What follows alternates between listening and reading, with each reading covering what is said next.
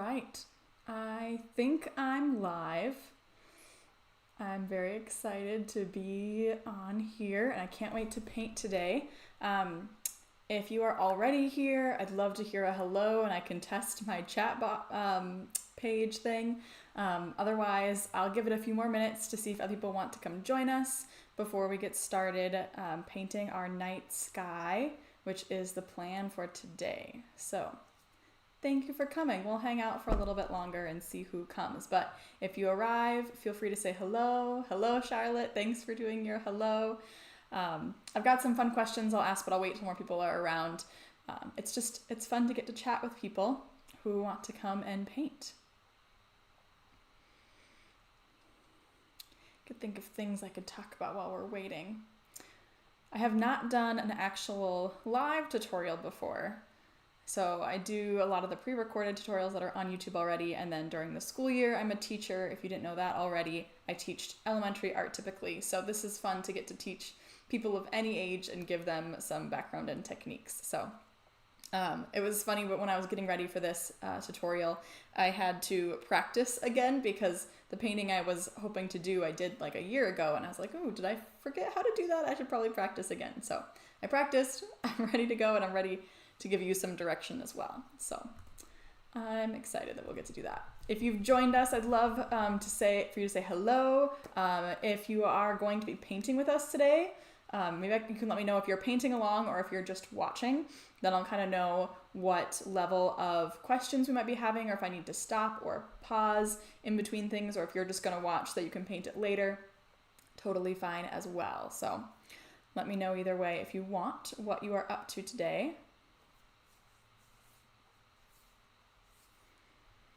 And then I keep track of the time. I think at like 3:35. So like in 3 minutes, I'm gonna switch and show you my desk and we'll start the setup process. Thanks for sharing, Charlotte. If you want to share where you're from, that would be super awesome. Hello, Ted, I'm guessing. Oh, they left again. I love that I can do this like the online because I'm sure people are from different places and we can all still paint together or just watch together, but that's okay too. All right, I'm just gonna share on my Instagram that we are getting started.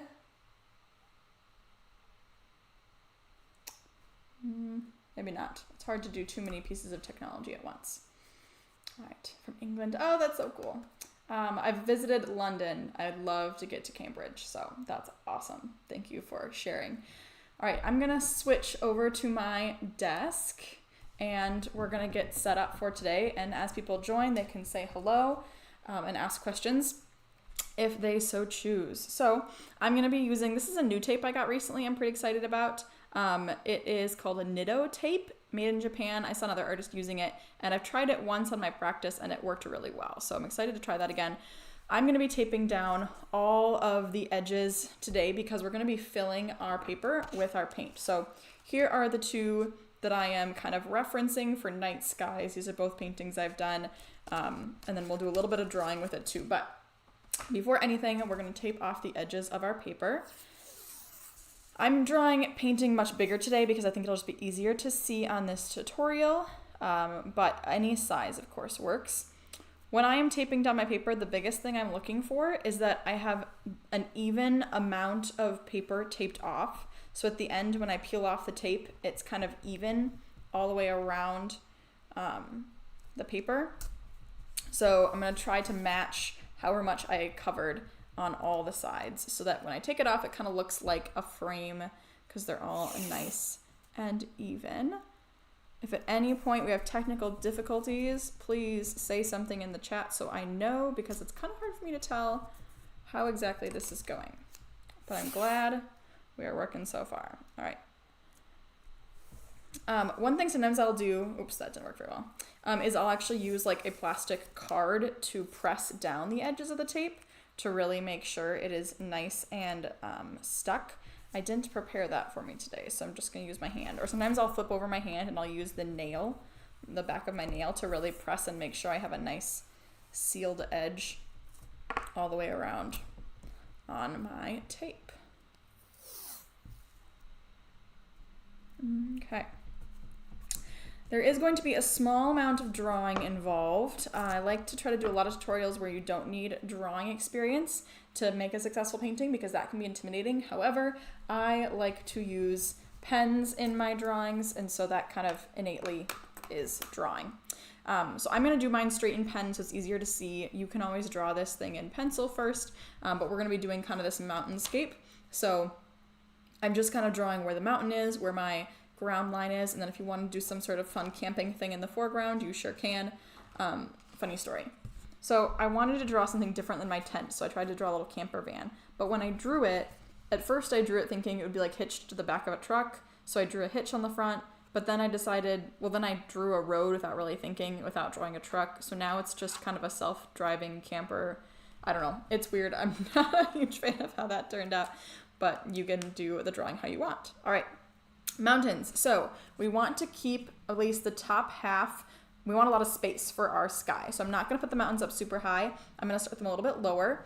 I like to create this kind of V with my mountains because it gives me a direction to do this fun atmosphere effect in the night sky. This one, if you have a campfire, what you can actually do, I did this in a different painting I forgot to grab, is you can make it look like the light of the campfire is kind of changing the sky, even though that's not logical. It's kind of a fun thing to do. So mountains. I'm going to do just kind of loose, zigzaggy, jagged lines. Again, I'm going to kind of do a V shape, so kind of leaving the middle open. There's not really an exact science to mountain lines. I like to do lots of little wiggly hard edges, but adding the shadows or deciding what side is what. So you can see how there's kind of this back edge to the mountain and then the front edge. That takes a bit more practice and things. So I'm trying to figure out how to explain it best, but basically you want to create sections where there are points. So if there's a pointed part of my mountain, I can kind of create the back of it that kind of goes backwards, or I can kind of do the opposite where I come forwards and I make a shape at the front of the mountain.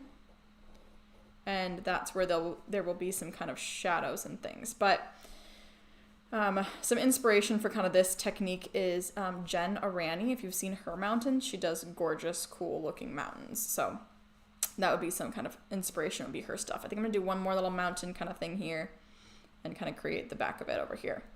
All right, now I need a line for where the ground is going to the hill is going to edge and end and then run into the mountain. So I could just do a straight line. I could do kind of a jagged grass-like line. That's kind of my favorite, is to do like kind of jump my pen around, not make it super exact. And it makes it look more like a grassy kind of field. Maybe it'll go up a little bit over here. So I'm not trying to be exact for that. And then now that I have this mountain here, I kind of want this to edge run into something. Otherwise it feels like it's not doing anything. Probably by now you know that art is a lot of just figuring it out and what feels best and what doesn't. So kind of playing with that. We're going to see as I add shadows what that starts to look like. If you want to draw a fun little scene in the foreground, we will do that before we paint, because in watercolors you have to start from light and come to dark. So if I want there to be a bright yellow tent, I have to make sure I paint around that tent when I'm painting my dark mountains. So I'm going to do the tent again since my camper didn't really work out. I feel more comfortable with my tent design. I'm going to switch sides. It's going to be over here. I'm going to start with kind of a upside down V for the front of that tent. Kind of make it go back a little bit, making it 3D by adding these parallel lines, parallel to the bottom, parallel to the front. To make it look kind of like it's open, I'm just going to do these little kind of swirly lines that look like it's been kind of rolled open and then connect to the bottom. So pretty simple little tent thing there. And then maybe we do a little fire because that's fun. So to do a little fire, I have always loved drawing fire. I just think it's very fun and kind of swooshy and magical. I wish I could zoom in, but I'd not set up my setup today to be zoomy, so I apologize that this is kind of small. I'm gonna do a few little fire lines there and then some little logs that kind of stick out. There's really no perfect way to draw logs. I like to make them overlap. Some logs in front, some logs in back, some maybe sticking up a little bit. Yeah, and then in this one I did a little log to sit on, so you could always do that. I think I'll leave it like this for now. what I'll probably do at the end is I'll go back and I'll add more texture of pen lines, like these lines on the mountain or some little grassy lines. I like to save some of those details for the end, just in case I don't know what I'm doing yet. All right, we are almost ready to paint. If you've just joined us, I hope your stuff is ready, or if you're just watching, that is a-okay, and you can try it out later. Normally when I paint, this is the paint palette I use.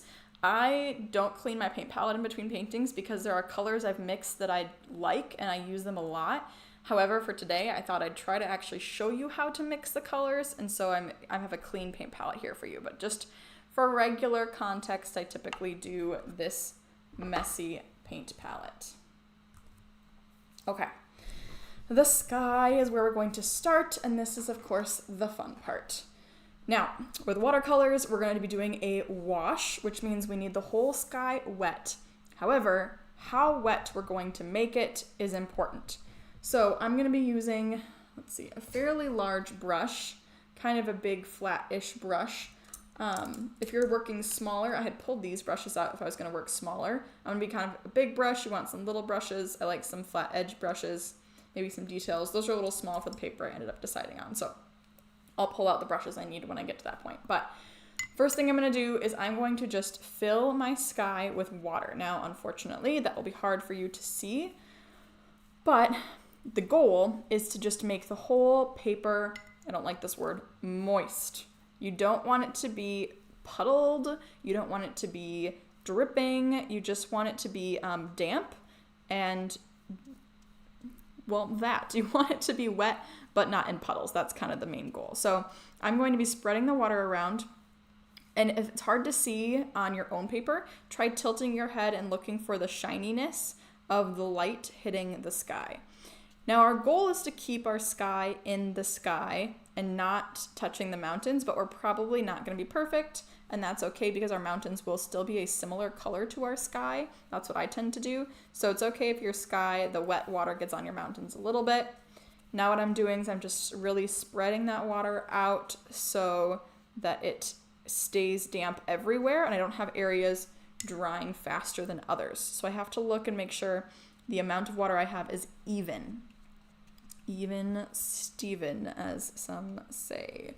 The elementary teacher in me might come out sometimes, so I apologize. Okay, I'm feeling like my sky is fairly wet. You can actually see even in the video, I think, how my paper is starting to bend. That's why we have it taped down to make sure that it doesn't go, doesn't like warp and move when I'm trying to paint on it.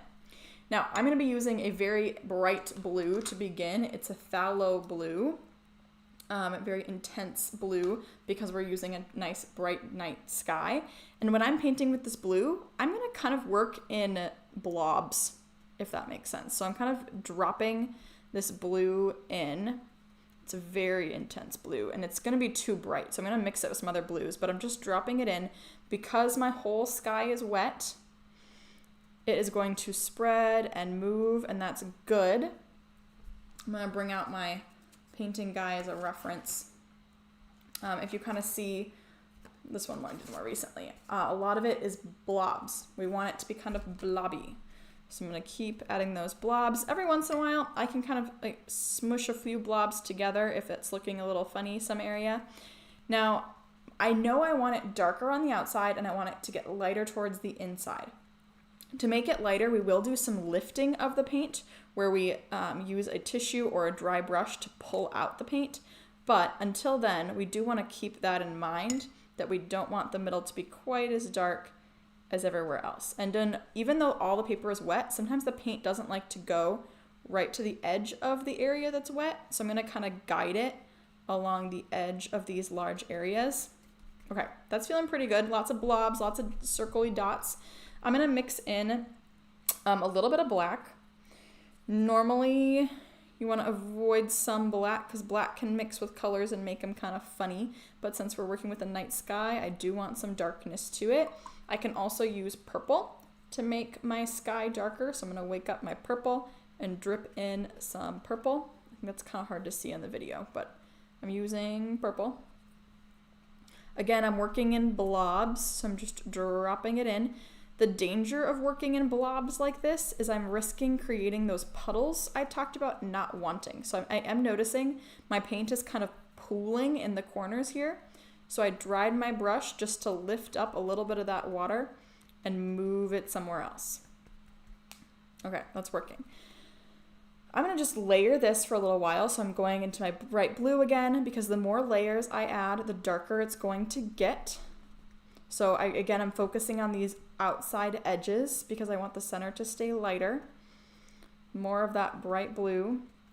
Trying not to overload my paintbrush with water because I know I don't want puddles, so I'm wiping it off on the edge of my cup before I get too much more paint. That black kind of mixed in with some of them, but I think I'm gonna go back. I think now I'm actually just mixing on my paint palette because, you know, we're allowed to do that. I'm gonna mix some blue and some purple and see how that looks and if it gets dark enough. It's kind of gonna be more indigo. It's looking pretty good. And then I'm gonna add just a tiny bit of black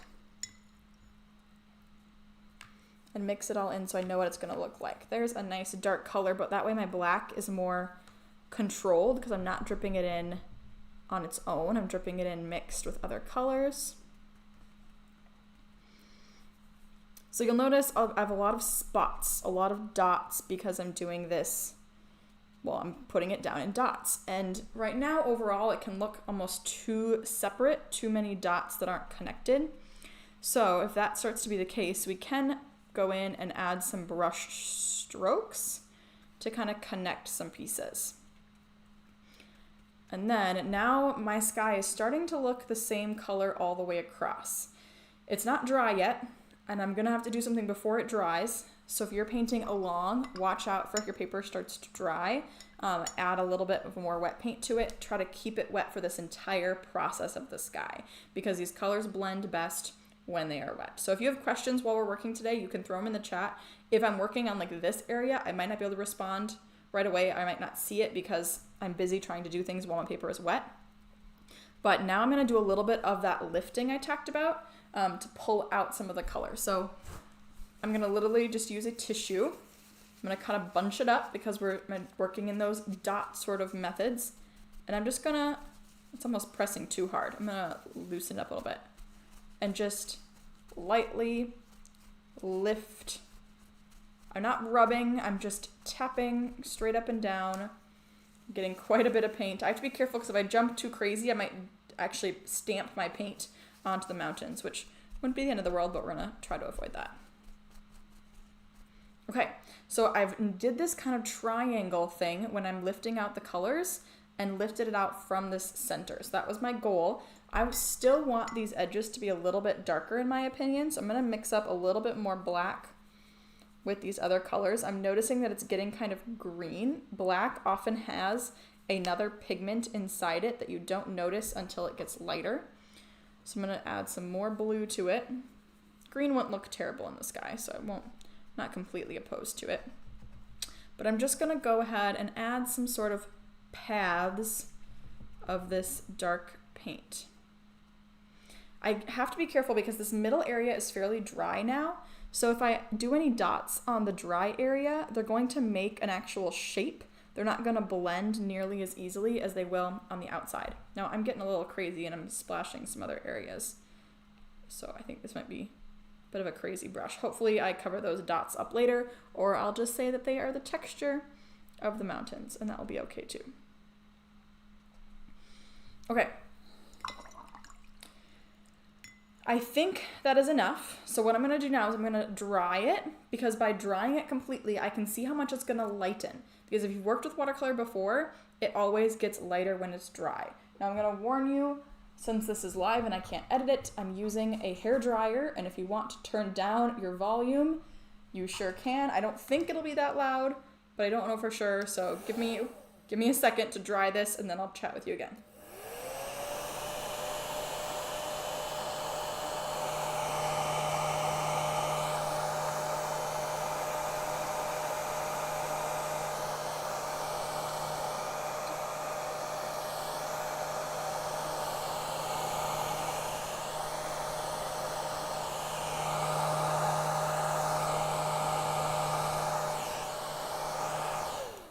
Okay, actually I changed my mind. Before it dries completely, I want to put a little more purple. I've lost my bits of purple, and I think it's fun to have two colors hanging out in the sky. So before I completely dry it, I'm just going to put a few more little dots of purple and try not to blend them in completely. So I've got a few little paths. I apologize if you are following along and you just dried your whole painting and you are regretting it. This is how my process usually goes, is I'm changing my mind a million times. Okay, warning is back. I'm about to blow dry it. I hope it doesn't do anything to your speakers.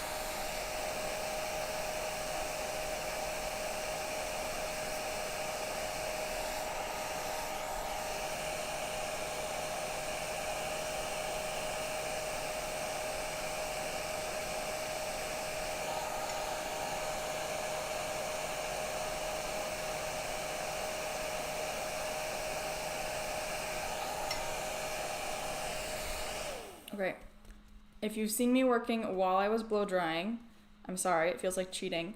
What I noticed is the white area was just too white. It was too bright and light in the center, and I want it to be a little bit more gradual from the darkest to the center. And so looking back at my references, I liked how in the past I have made those white and black areas mix together a bit.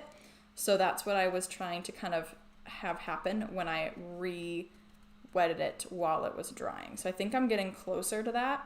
And now that I've added water to it, I can lift again a little bit and kind of make some individual spots brighter without making the whole area brighter.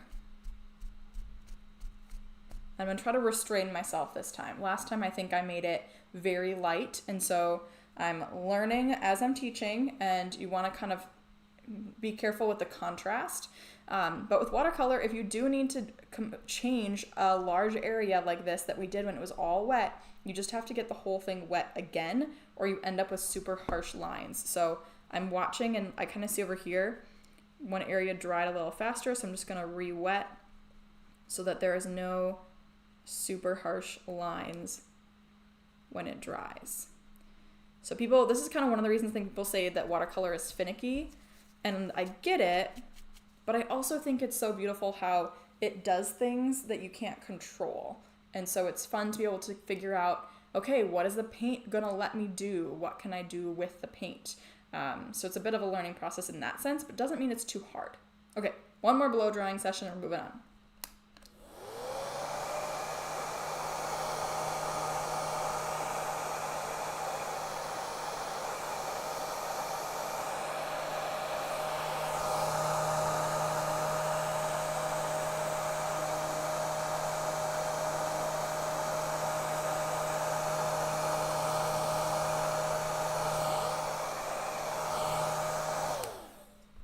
Okay, that should be good for now.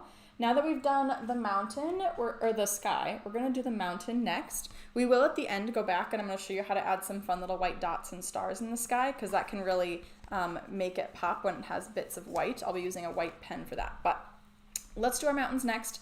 I'm gonna stick with my theme of blues. I think it looks nice in kind of a nighttime scene to have less variety of colors. It makes it feel more connected. So I'm gonna use similar blues and purples when I do my mountains. So I've already got a little bit of an area mixed up. I think I'm gonna do a little bit more purple than in the sky just to differentiate. So I'm mixing in some more purple. And my first goal is to do kind of a wash over all my mountains with the lightest value, because as we know with watercolor, you have to go from light to dark. So I'm gonna do all my mountains with light, and then I'll go back and I'll add a layer of the dark colors to make the shadows. So I'm going right down to where the grass is, since I've made that line.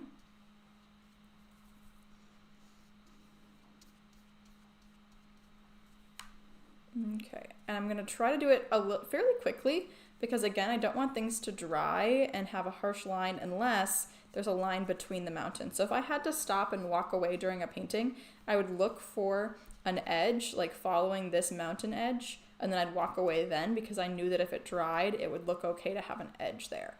But since I'm doing a whole wash of the whole mountains, I'm gonna try not to have any sharp edges. Okay? And we will have to let that dry. It'll dry much quicker. And then we're gonna do a few layers of shadows and add some texture to it. So I put away my hairdryer, and I shouldn't have. All right, hairdryer is turning on.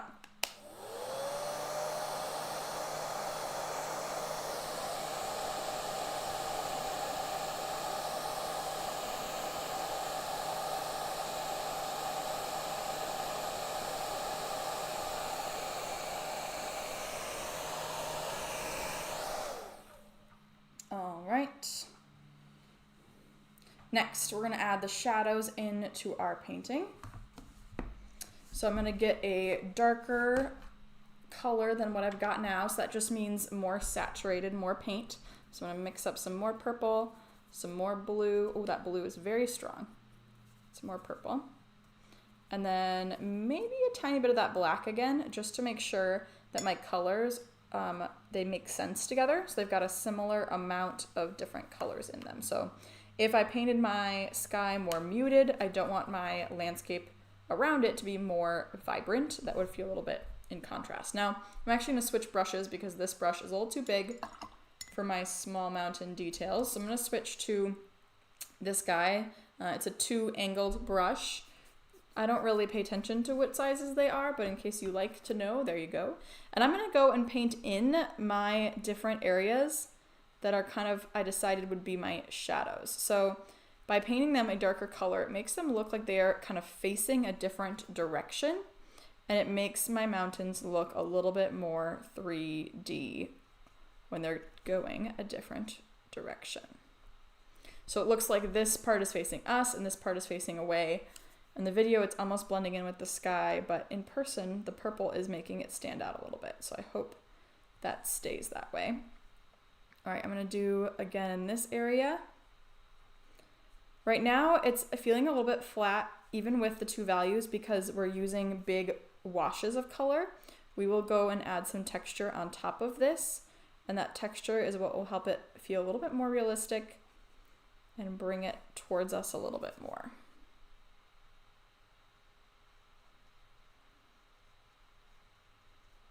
My voice is getting tired. I'm not used to talking this much when it's summertime.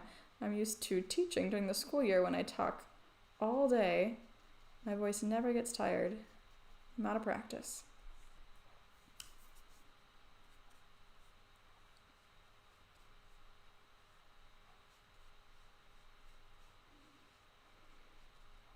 Okay, and then, I kind of want to create something else that has, this area is just really big and flat to me, so I'm just going to give it an edge that I can outline with my pen later, but I'm going to give it a shadow as if there's another kind of edge to the mountain over here. There, that feels more separated for me. Maybe one over here. Okay, so we've kind of got 2 sides to the mountains with that. The front is still very light, but what's going to happen next is we're going to create a texture on it by doing a little bit of dry brush. So this brush is dry right now. I'm going to put it in some wet paint, but not a lot of wet paint. Then I'm going to actually lay it on its side and kind of just loosely pull it across the paper. So I need a little bit more paint, it looks like. And the texture of your paper, depending on how textured your paper is, will start to show through. So look how I kind of get these texture pieces. I'm going to kind of go in one direction at first, like a vertical or diagonal, and then do a few kind of horizontal bits to show that there's some rocky edges, but I want to keep the lines fairly straight and not wobbly or wavy because I want it to feel rocky. I'm going to do that on kind of all the mountains. And what will happen is I'm going to start to cover up a lot of the lightness. So I'm just letting the lightest value that we started with show through as a highlight.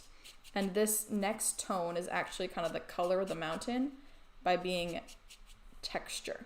So look how that texture is kind of showing us more of a rocky cliffside. Again, this is a dry brush technique, which doesn't mean the paint or the brush is actually completely dry, but it has so little water on it that the paint skips over the paper, and it then creates this nice dry, scratchy effect. It can take a little bit of practice. If when you first try it and it doesn't make a scratchy texture, just cover the whole thing in that color and do a darker version. So you can always kind of keep layering it darker. I'm going to add a little bit of this dry brush to the shadow sides just to make them feel a little bit more interesting as well. Kind of going in a different direction so that they have some texture. Okay, that's pretty much it for the mountains. I could make them a layer darker, but I want to kind of, what I like to do is squint. And if I squint and I look at it, I want to see the same levels of value. So if I squint and look at the sky, I have a bright light area, which is pretty similar value to the fronts of my mountains. And when I squint and look at the shadow, they're a pretty similar value to the shadows of my mountain. So I actually think it's pretty good the way it is. I'm going to move on to the ground. Need to drink some water to keep up my throat. Okay. The ground. So the tricky part is we need to paint around our campsite, but we want the rest of it to gradually get darker. So I'm going to use some greens for this. I'm going to mix up some greens because I want it to be kind of dark, but not right away. And I also don't want it to be bright green. So if I painted this bright green, it would look like daytime. I don't want it to look like daytime. I painted a nighttime sky. So that means I need a little bit of black or a little bit of brown. I need to dull down the green that I'm using. So I don't want it to be as vibrant. I want it to be a little bit more muted, and that will feel like there's less light bouncing off of it. All right, I'm gonna start kind of light and I'm gonna work up from there. Now, this brush is pretty good at doing dry brush, as you can see. And I could do a lot of dry brush and just layer it up from there, but then I'd have some really bright white spots, and that doesn't really make sense at nighttime. So I could use some dry brush as I layer to make it darker, but I don't think I want any white paper to show through right now. What I'm gonna do is I'm gonna try to create kind of a bubble around my fire so I can make it look like there's this kind of light glowing. So I'm going to specifically leave some area open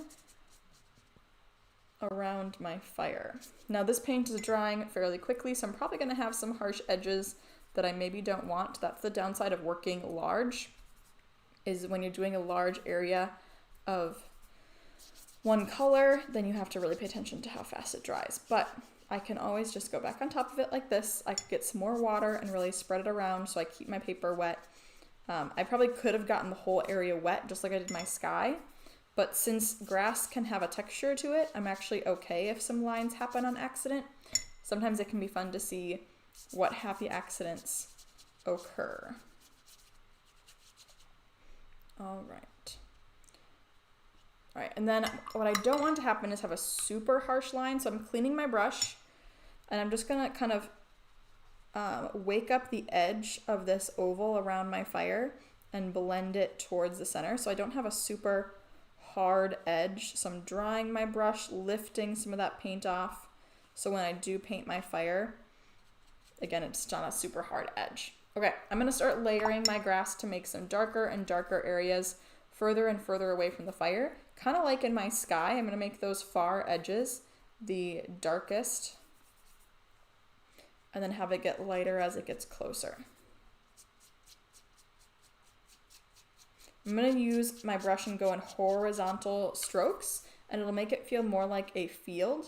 At the end, I can add some different pen lines to make the grass feel a little bit longer, because this makes the grass feel almost mowed or short by doing horizontal strokes, when if I want it to feel kind of wild, I'll want a little bit of that upward direction, but I can do that with my pen at the end. Although in the back, where I did my funny line, I could kind of just push my brush up a little bit to make some little spikes, just to kind of show that uneven ground. Maybe even some trees. It almost looks like some trees far away there at the edge, and that's fine too. As Bob Ross would say, there are no mistakes, only happy accidents. And I love Bob Ross. What I tell my students actually is turn your mistakes into masterpieces. And that's our art class saying. So anytime I make a mistake, I show them and they show each other how to turn that mistake into a masterpiece.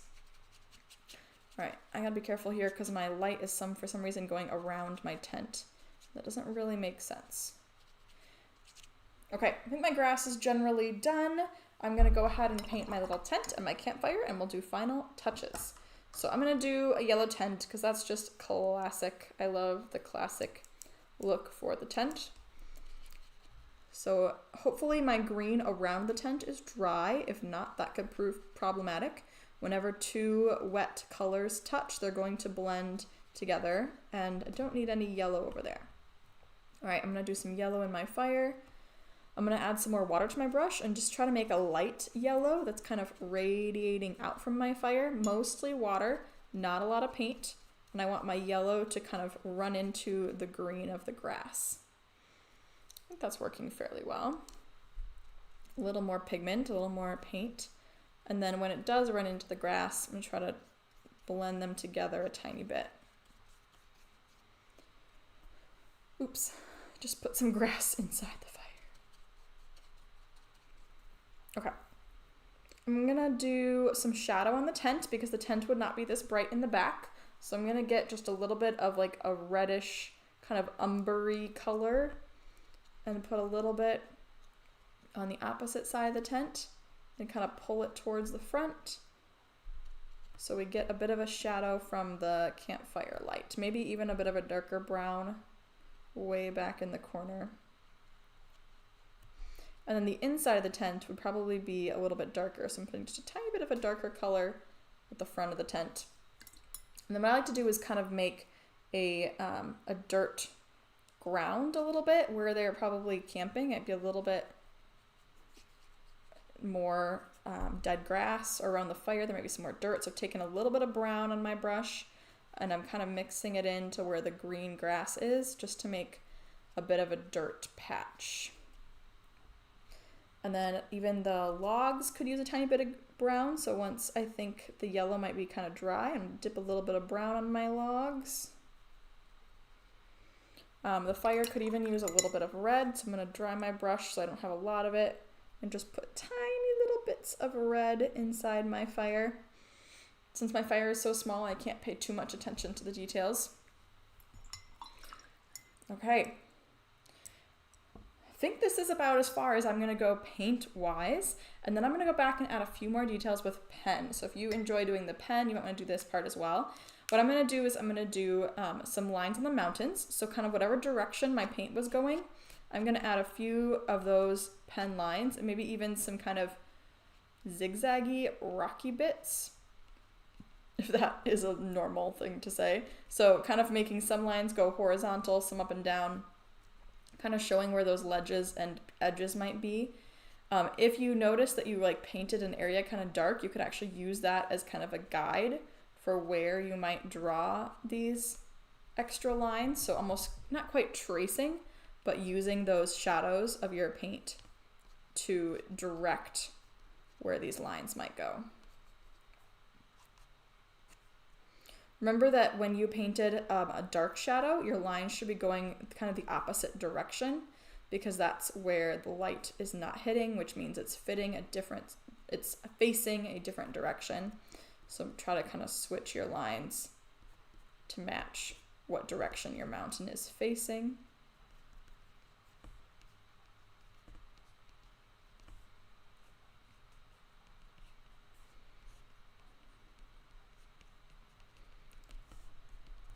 Okay, so that's kind of my addition to the mountains. In the grass, I think I'm going to go around and just add a few little, almost barely little zigzags, especially at the front where it's closest to us, so way down low. I'm going to go and add some bits of taller grass so I can know what is there even when it's further away. The rest of it, I'm just going to do some barely little kind of dashes or dots. I'm probably not even going to make a zigzag. I'm just giving a dot to kind of show that there is something there and there's a shadow. So mostly it's in the foreground where I create some taller bits of grass. And then, okay, the sky. The last final touch for the sky is adding some white. I love these Jelly Roll pens by, I think they're Sakura brand. And they just make lovely little dots. You can see them especially where it's dark because it's a higher contrast, but I still would say put them everywhere because there's a reason why you can't see stars when it's lighter out. They're there, but they're just harder to see. So by making dots everywhere, you kind of are giving the viewer things to look for, things to find. So also randomness. Random does not mean evenly spaced. It means some are close together, some are far apart. So make sure when you're putting your stars, some are close together, some are far apart. And that helps it feel more realistic because that's true randomness, is when some is close and some is far away. I just love the white dots at the end. I think that's so much fun. And of course, we have to sign our masterpiece. I use my initials in the bottom right corner. Whenever I do that, you get to decide what you're going to do. And then finally, we get to do our tape peel. So I'm going to do that. This is my new tape. We'll see how it does. Oh, I gotta take this part off first. I like to pull away from my painting, but still keeping my tape low to the table. I think that does best for not tearing the paper. Although somebody just messaged me on Instagram today with a tape suggestion that I'm super excited to try. Of course, now I can't remember it, so I'll probably share it there once I try it. So go follow that on Instagram. Also, I'll be chatting about it soon, but I've got a bunch of stuff in the description today. It'd be good to check out. You can see my supplies list. Everything that I've been using today is down there. My website is linked there. I also want to chat about my watercoloring pages, which are something you can try if you are enjoying learning how to paint. And there is our night sky. So I hope you got to paint with me. If not, I hope you try this at some point. So this is kind of what we were having fun working on. I'm going to switch back to me. Oh my gosh, my face is red. It's getting kind of warm in here. I think the hairdryer has something to do with that. And so I just wanted to tell you about a few things. Besides my tutorials, YouTube tutorials are a great place to start and learn. I also have some tutorials like time-lapse tutorials on YouTube. But watercoloring pages, they are my favorite thing. If you see this little picture here with the waterfall, you get a drawing and then I show you in a video kind of like this how to paint it. So you turn it into that painting by following along in a video. This cityscape is another one. You can learn how to paint the city, but the drawing is done for you. So those are super fun. The books on the other side of this, those are a tutorial on YouTube, so you can give that a try. At the bottom, these are all the things that you create if you try my free ebook. So on my Instagram, there's a link to it. Here in the description, there's a link to it. And it has 5 different washes to try, kind of like we did with our night sky, but they're a little more simple. So they're a great starter thing to try. And then drawings to do on top of them. So how to draw different silhouettes to kind of practice and get your drawing skills up to par. So I hope you try one of those things next. I would love to see what you painted today. If you ever want to share it on Instagram and tag me in it or anything else, I would love to see what you made. So I had so much fun. If you have questions, you can throw them in the chat. I'll probably sit around for like 5 minutes or so. How are we doing? Perfect. We ended a little bit early. So if you have questions about painting or about my supplies, I can answer them now. Otherwise, I'm around. I'll probably be doing more of these because I had a ton of fun.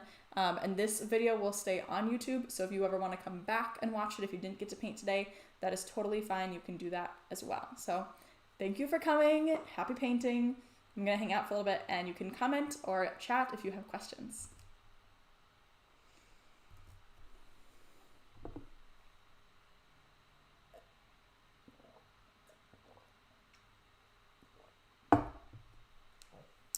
I also have tea, but now I'm so warm I don't want to drink my hot tea, but I love tea.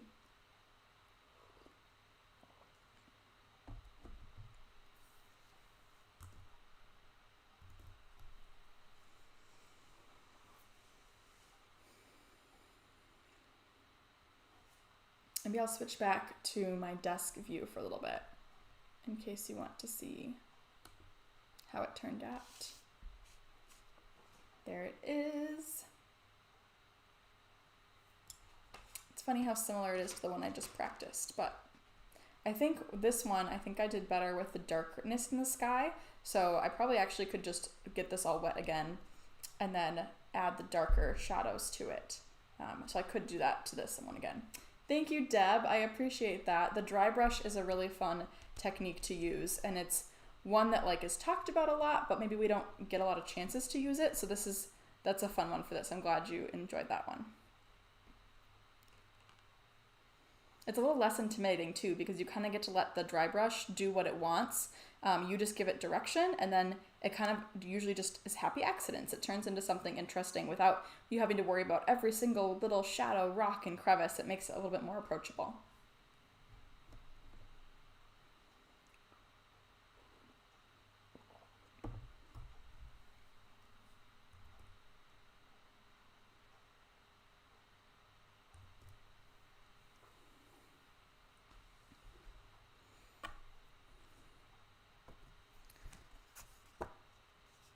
All right. Well, I think I'm going to go ahead and end our live tutorial. I hope you enjoyed this and you give it a try sometime soon. I can show you my face one more time to say goodbye. So thank you for joining me. I will see you around. Go check out those links. I hope you keep painting and have fun. Thank you for coming.